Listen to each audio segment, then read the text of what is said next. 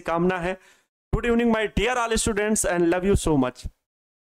तो आप सभी को मैं अपने जन्मदिन पर आप सभी द्वारा दी गई ढेरों बधाइयां, प्रेम और आशीर्वाद के लिए हृदय तल से आभार व्यक्त करता हूं। कमेंट्स भी रहे, जैसे एक दोस्त ने बच्चे ने कविता लिखी थी, ये गार्गी हैं, पूरा भरोसा है आप पर। और प्यारे बच्चों, जैसा कि आप सभी की बहुत सारे शुभकामनाएं हमारे इस जन्मदिन के अवसर पर प्राप्त हुई।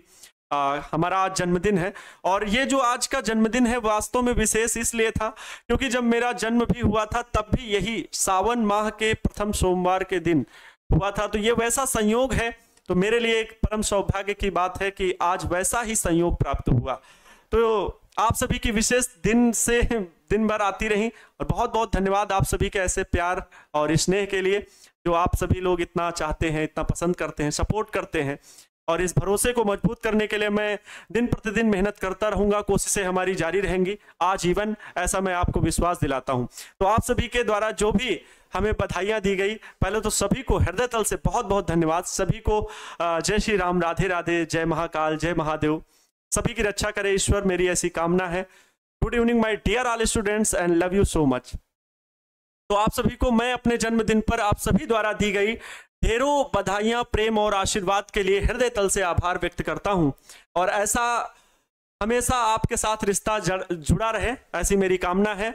हम लोग आगे बढ़ते जाए। ऐसे ऐसे बच्चों ने, मेरे दोस्तों ने, सभी ने कमेंट किया। वैसे मैं बहुत जानता हूं कि बर्थडे क्या होता है, जब आता है सभी लोग विशेष देते हैं और अच्छी बात होती है एक दूसरे को बधाइयां देना, क्योंकि एक ऐसा दिन हो जाता है जिससे सभी लोग जानना चाहते हैं हाँ भाई आपका बर्थडे है। तो हमने भी उसी कड़ी में भाई सभी लोग बर्थडे विश करते गए। कई बच्चों ने मैसेज किया, बहुत बहुत मतलब क्या बताएं, कुछ लोगों तक मेरी बात नहीं पहुंच पाई होगी। मैं विशेष को उनकी शायद धन्यवाद कहने से भी अभी ना मौका मिला हो, समय ना मिला हो, तो उनके लिए मैं क्षमा चाहता हूं कि अभी शायद स्टेटस हो या स्टोरी हो मैं उनके पास तक नहीं पहुंच पाया।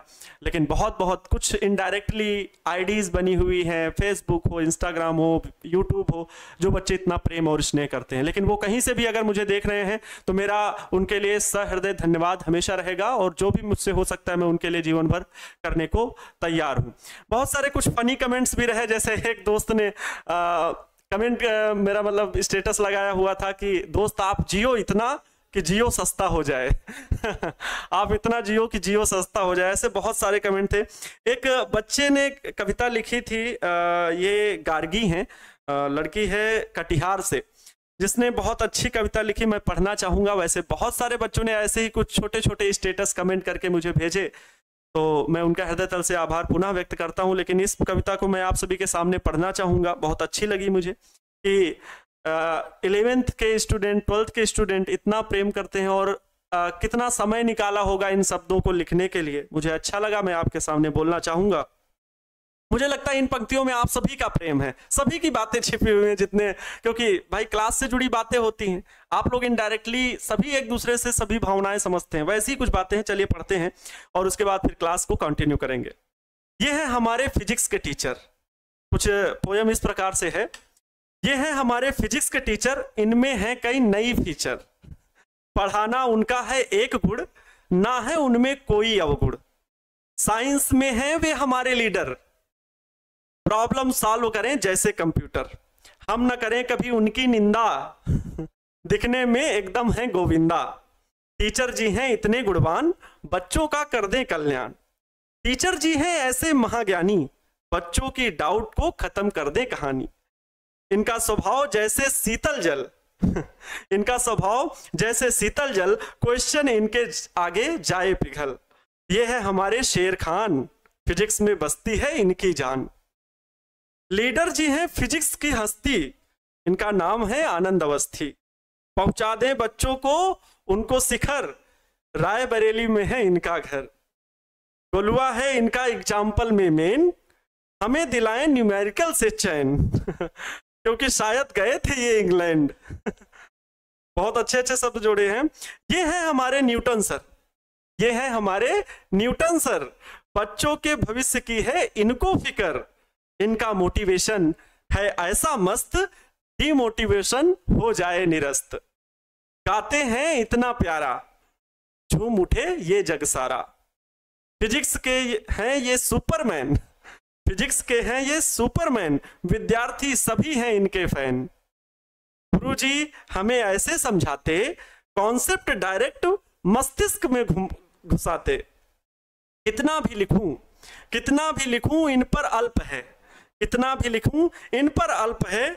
और लास्ट लाइन जो मेरे दिल को छू जाती है, जो मेरी वास्तविक भावनाओं से जुड़ी हुई बात है, कितना भी लिखूं इन पर अल्प है, क्योंकि हमें सफल बनाना ही इनका संकल्प है।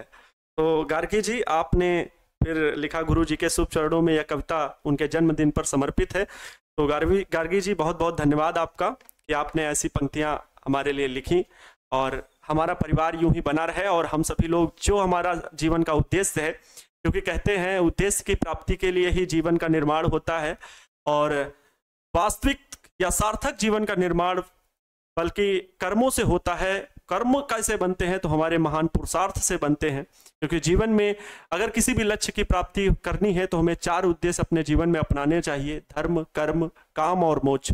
धर्म का मतलब ये नहीं कि जो हमने बांट दिया इस समाज में आकर के, हिंदू, मुस्लिम, सिख, ईसाई, पारसी, जैन, इनमें बांटना ये धर्म नहीं है, बल्कि धर्म हमारा ये है कि हमारे जीवन का निर्माण, हमारे शरीर का निर्माण उस ईश्वर ने जो निराकार है, जिस पर हमारी काल्पनिक शक्ति भी नहीं पहुंच सकती, उसने हमारे जीवन का निर्माण किस लिए किया है।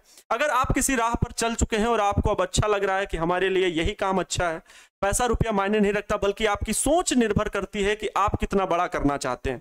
कई लोग आपको भटकाते रास्तों पर, ये कर लो, वो कर लो, ऐसा कर लो, लेकिन हमेशा एक बात याद रखना, आपका जो दिल कहता है, आपको जो मन करता है, उसी को करना चाहिए, और यही जीवन का आपका धर्म है।